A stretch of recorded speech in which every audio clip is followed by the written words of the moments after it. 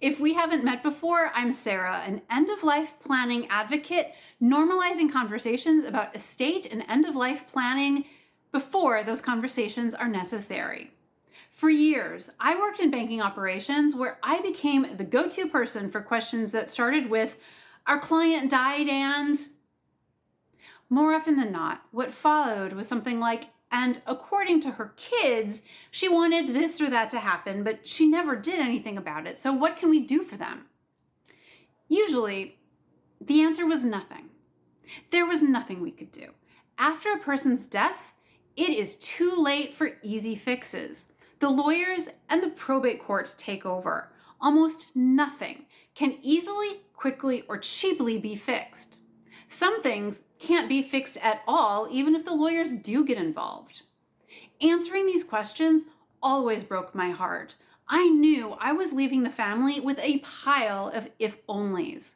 Before, it would have been an easy fix. After, it was an expensive, time-confusing, and sometimes impossible task. A sadly all too common refrain when dealing with a loved one's estate after their death or incapacitation is, "if only." Maybe you can learn from some of the if-onlys I saw so many times so you don't have to suffer the same fate. If only number one, if only we'd had that conversation about what they wanted to have happen, what their passwords are, where their accounts are. I get it. Conversations about your death, their death, or the possibility of someone's incapacitation are awkward at best. But avoiding the conversations don't make the problems go away. It just ensures you won't be prepared and they won't have the necessary information. To prevent this if only, have conversations about your and their wishes for medical care in case you are incapacitated. Have conversations about your and their wishes for body disposition. Where you keep your important documents and information about your passwords, accounts, and other key digital items. If only number two, if only their wishes had been properly documented.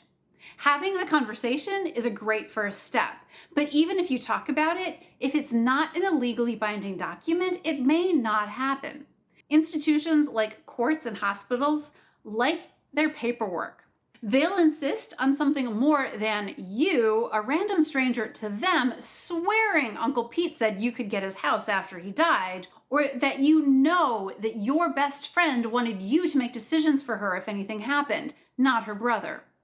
To misquote the Instagram generation, documents or it didn't happen. To prevent this only, do the paperwork. Document your wishes and make sure your loved ones do the same. Document who should get your stuff after you die in your will. Name who should be in charge of your estate as executor. Write down what you do and do not want done in case of your incapacitation and who you want to make medical choices on your behalf if you cannot make them for yourself in a living will or an advanced care directive. Then make sure everything is witnessed or notarized as required by your state to make sure it's all nice and legal. If only number three, if only they had reviewed or updated their documents. Things change. Your estate and end-of-life plans might have to change as well. Even the most once upon a time perfectly executed will or other document can create chaos if it isn't updated, especially after significant changes to your personal or family situation, finances, or circumstances. To prevent this if only, review and update as needed your documents regularly, especially after a major life event like a birth, a death, or a marriage. If only number four, if only they'd done it right. The worst time to figure out that mom didn't cross all the T's and dot all the I's in her will is after her death, when very little can be done to fix it. DIY tools can be a great option, especially for people who have pretty simple estates and who want to do pretty straightforward things. But there's a reason estate lawyers and financial planners exist. The rules can be complicated, counterintuitive, or archaic. If you aren't 100% sure what you're doing, you can easily create problems that can't be fixed, or that will cost more to fix than it would have cost just to get a professional to do them right the first time. To prevent this, if only, consider hiring a professional and to make sure you follow all of the rules to the letter. Sure, it is annoying to have to get a form notarized or to make sure all the people signing as witnesses qualify to be witnesses, but not following the rules could result in a document being deemed invalid and being thrown out. If only number 5, if only we'd known. There are too many here to list. If only we'd known that friends will likely get nothing if there is no will, that we wouldn't be able to access the photos on her phone. If only we'd known that she hadn't paid her income tax in a decade. If only we'd known that we would have to cancel all of his digital accounts. I could go on for days. To prevent this, if only, there are as many solutions here as there are problems, but the solutions are almost always some combination of discussing things or documenting things. Information, details, conversations, desires.